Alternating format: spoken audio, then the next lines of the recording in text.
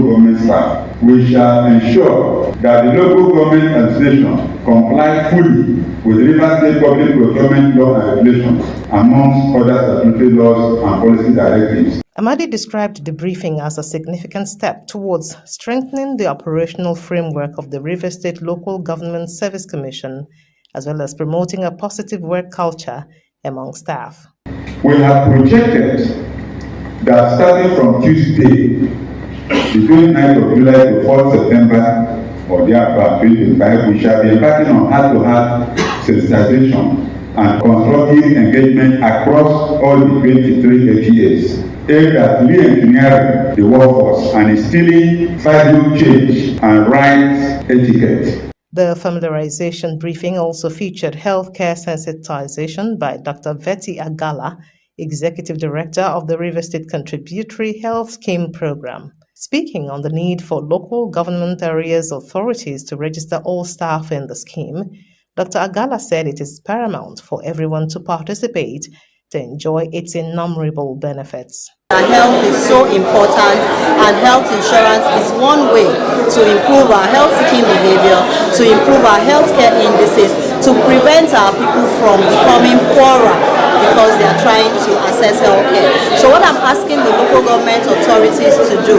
is to make sure that their staff are covered by the health insurance scheme. Participants appreciated the Commission for the organization of the meeting and assured the chairman and members of the Commission of their cooperation and commitment to ensure effective and efficient service delivery. Like they said, health is wealth.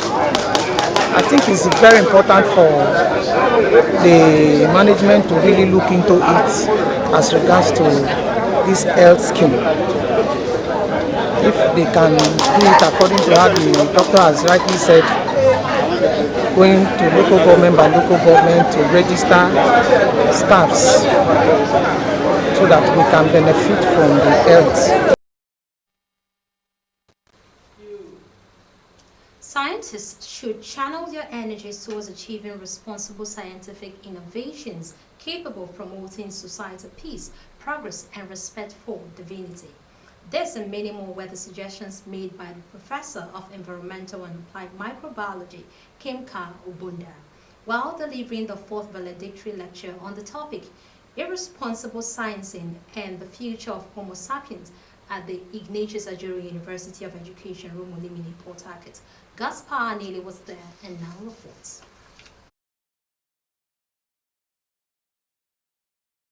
Professor Ubunda accused scientists who promote irresponsible sciencing as the brain behind incessant wars, terrorism, kidnapping, destruction of God's handiwork, and other atrocities in the world, citing a Soviet Union Army General, Mikhail Kalashnikov, who regretted inventing the AK-47 rifle because of its catastrophic effects, an effort that would have served humanity better if it was channeled to the promotion of agricultural activities. The university then revealed that before now, scientists used responsible scientific methods to invent airplanes, ships, machines that promote human agility, peace, and orderliness, recalling that people were fighting with ordinary fists to test bravery, but nowadays it is the use of sophisticated weapons and drones that threaten human existence, leading to the decision of some rich men to quit the earth and settle in planet Mars. Professor Bunda advised that people should not rely completely on artificial intelligence to avoid laziness, just as he recalled how a Japanese veterinary doctor, Toku, converted himself into a dog, product of irresponsible sciencing. Irresponsible sciencing adopts negative attitudes to include arrogance, irrationality, rashness, subjectivity, close-mindedness, intellectual dishonesty, selfishness in science activities. Professor Ubunda disclosed that he started as an assistant lecturer and is living as a professor, and thanked God for good health and the achievements. That institute adopt curricula or modules that will teach responsible sciencing instead of irresponsible sciencing. that will make us get the varieties of life. Acting Vice Chancellor of Ignatius Ajiro University of Education, Rumolumeni, Professor Okechukwu Onichukwu, appreciated God on behalf of the Professor Bunda for his brilliance, academic contributions, and healthy condition at 70. The man has actually lectured us about science, particularly looking at irresponsible sciencing, and that if we continue, to project irresponsible sciencing, it means that the society will not grow, and that we begin to have, bad effects on, the Homo sapiens, which are the modern human being he referred to. A book was unveiling at the event. God's Power Anele, Rstv News. Rstv Council of the Radio, Television, Theatre and Art Workers Union of Nigeria, RTAW, has felicitated with the newly elected national president of the union, Comrade Prince Emeka Kalu, and other members of the Central Working Committee on their landslide victory at the just concluded National Delegates Conference of the Union held at the Gombe International Hotel in Gombe State. In a congratulatory message by Rstv Chairman of the Union, Comrade Susie Akrajaja, and Secretary, Comrade Maxwell Brown, described the emergence of the Prince Emeka Kalu-led national leadership as God's will. The Union and Rstv State pledged her unwavering loyalty and support to the Prince Emeka Kalu's leadership of the Union in the next 4 years. The statement said the newly elected President, Prince Emeka Kalu, has the capacity, integrity, intelligence, and prudence to manage the affairs of the Union that will end to greater heights. He added that members of the Union and the state have no doubt in the performance of the incoming administration, as the national president has served in various organs of the Union, most especially as the immediate past national vice president of the Union. The statement called on members of the Union across the country to rally round the present administration, stressing that new leadership stands to continually protect and provide good welfare for all members of the Union. It said the Union in the state will continue to be supportive of the present administration, which they further described as a square peg in a square hole. In a move, the federal government has mandated that all ministries, departments, and agencies indicate the global positioning system coordinates for all capital projects valued at 150 million naira and above in their 2025 expenditure submissions. The directive contained in the official implementation guidelines for the 2025 Appropriation Act aims to improve transparency and accountability in the execution of capital projects nationwide. According to the new guideline issued by the Budget Office of the Federation, the requirement will apply to all on HMDA's expenditure plan to ensure alignment with the provisions of the 2025 Appropriation Act and the immediate priorities of the federal government. In addition to the new GPS requirement, the guideline reiterated that procurement planning must commence immediately and be strictly aligned with approved budget provisions. Warning that capital budget implementation will not be extended beyond December 2025. Meanwhile, monthly cash releases to MDAs will be based on submitted expenditure plans and guided by a comprehensive cash plan for the 2025 fiscal year. A new policy document on non-state schools launched by the Federal Ministry of Education last week has pegged the entry age for pupils seeking admission into junior secondary schools after completing 6 years of primary education at 12. Non-state schools, also referred to as independent and private schools or non-government schools, are educational institutions not managed by the government. According to the policy document, non-state schools are increasingly playing a major role in education provision in the country, despite variations in the quality of education being offered across the categories of schools. Speaking on the age of enrollment, the Federal Ministry of Education said nursery education shall be a 3 years duration. The former Minister of Education, Professor Tahir Maman, announced 18 years as the minimum entry requirement before the new Minister, Dr. Tunji Alausa, reverted the policy to 16 years for entry into university. The Nigeria Education Digest 2022 published by the ministry indicated that non-state schools outnumber state schools in at least 26 states of the Federation at the junior secondary level, whereas at the primary level, state schools outnumber non-state schools in 19 states of the Federation. You're still watching the news at 3. Do you love and care about Rstv and peace? Let's build and take it to greater heights. This is a task we must accomplish. Still to come on the news, U.S.-Israel withdraw negotiation teams from Gaza ceasefire talks. In sports, President Tinubu approves full allowances, bonuses for Super Falcons ahead of WAFCON final. And on entertainment, popular singer Hamisu Breaker, TikToker G Fresh sentenced to prison for Naira abuse. Don't change the dial, we'll be right back. This is Rstv World News. We bring you world-class news, accurate, first-hand, entertaining, balanced analysis. Rstv, Channel 22 Port Harcourt.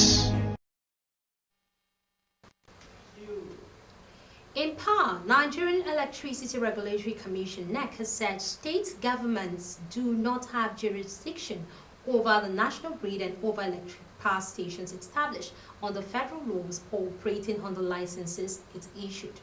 The Commission stated this in its reaction to the controversies generated by the Enugu Electricity Regulatory Commission's decision to slash the Band A tariff. In a notice, the National Power Regulator advised state governments to reflect the wholesale costs in tariffs or be ready to pay subsidies for any tariff shortfall. The Commission acknowledged that states that have assumed full regulatory oversight over their intrastate markets are now authorized to create and regulate transactions in their state electricity markets, saying this extends to the development of tariff methodologies that shall apply to end-use customers in their respective states. This came as the power distribution and generation companies warned that states' absolute power to determine tariffs begin when they start generating and transmitting electricity. NEC said no institution will take decisions that expose the national grid and wholesale electricity market to a financial crisis in contravention of express powers granted to them by the Constitution. Meanwhile, the Association of Nigerian Electricity Distributors and the Association of Power Generation Companies said the Enugu Electricity Distribution Company and other states contemplating tariff reductions should wait till they start generating and transmitting their electricity before slashing tariffs. Meanwhile, the Nigerian Labour Congress, Trade Union Congress of Nigeria, and National Union of Electricity Employees have resisted the ban on industrial actions by power sector workers as contained in the proposed Electricity Act Amendment Bill 2025. The federal government in the proposed Electricity Act Amendment Bill 2025 before the National Assembly will no longer tolerate blackouts orchestrated by labor unions under the guise of protests or strikes if the bill is passed. In a sweeping reform aimed at stabilizing Nigeria's electricity sector, the government plans to bar trade unions in the power industry from embarking on strikes or picketing activities without a formally negotiated minimum service agreement. A draft amendment to the Principal Act also declares the generation, transmission, and distribution of electricity in Nigeria as essential services, effectively placing restrictions on industrial actions by workers in the power sectors. The proposed Electricity Act Amendment Bill 2025 also drew condemnation from the Forum of Commissioners of Power and Energy, which warned that it would trigger a constitutional conflict between the federal government and the states. Reacting to the proposed amendment bill, the president of the Nigerian Labour Congress, Comrade Joe Ajero, declared that the NLC was not comfortable with the proposed bill, stressing that the bill, if passed, would be violated immediately, describing it as unrealistic. On the foreign scene, report reaching our news desk has it that former president of the Democratic Republic of Congo, Joseph Kabila, is appearing in court on Friday.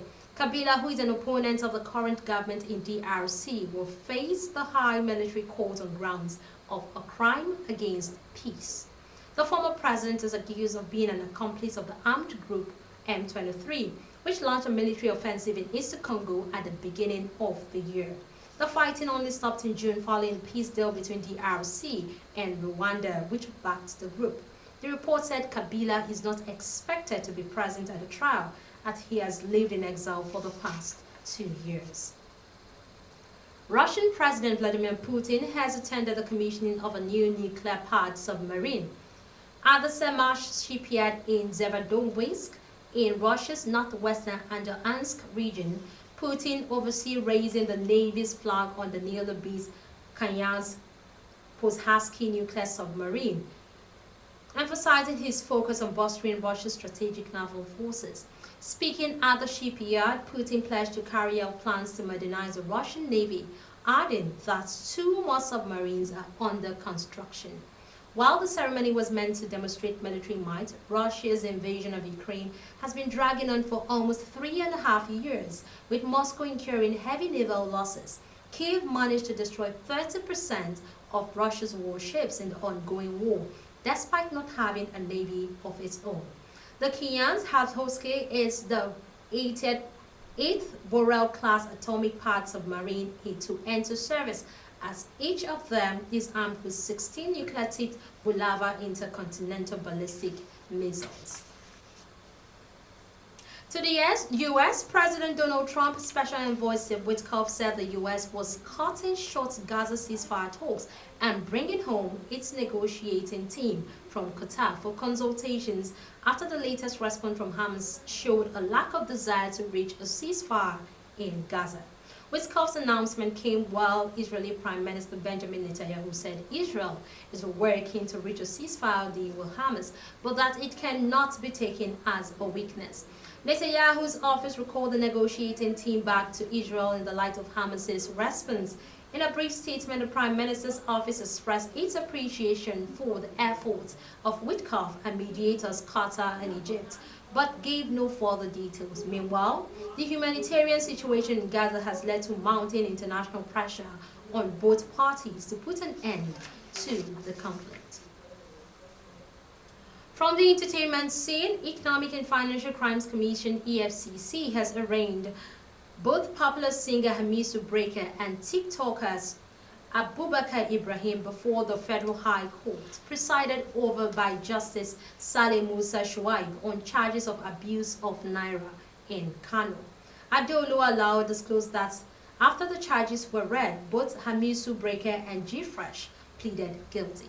Her report. Breaker was found guilty of spraying 200 naira notes totaling about 30,000 naira at a party in Hadija Jigawa State, while G. Fresh